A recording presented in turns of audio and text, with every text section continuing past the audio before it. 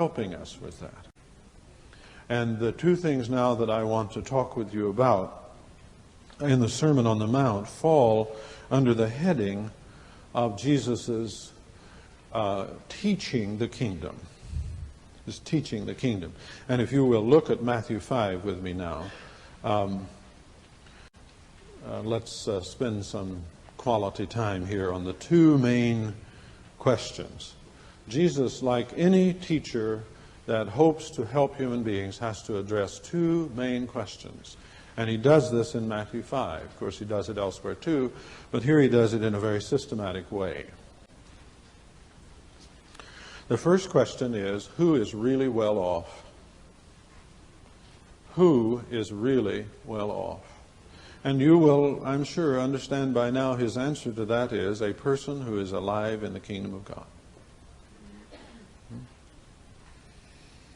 And in the Sermon on the Mount, he's teaching about that. And he teaches about it in many ways. And of course, that great verse that we quote, Matthew 6:33, seek first the kingdom of God and his righteousness, and everything else will be added.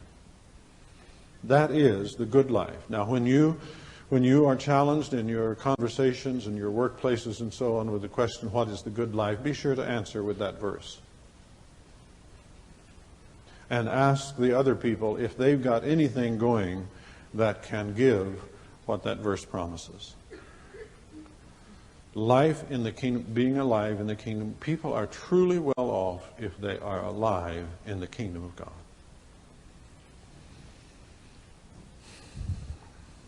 That's true well-being.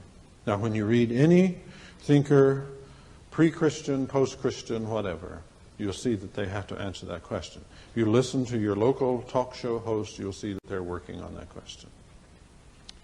And often they have lots of things to say that make utterly no sense at all. But, you know, those of us who talk a lot, we're not usually stopped by ignorance. Right. So they just carry on. But that's what they talk about. Who's really well off?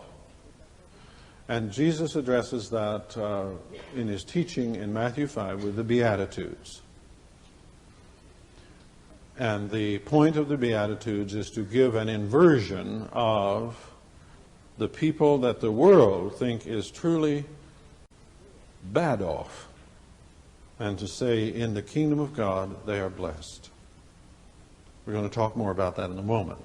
But I want to just go ahead and say the second question that Jesus addresses is, who is a truly good person?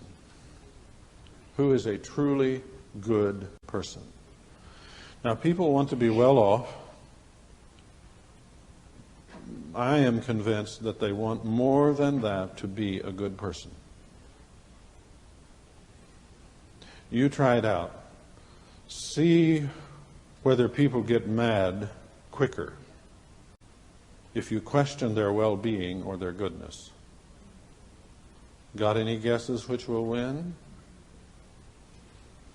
You question their goodness, you're in the fire.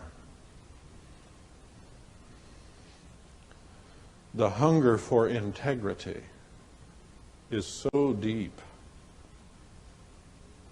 so radical, that people will go to any length to even sustain the appearance of being a good person.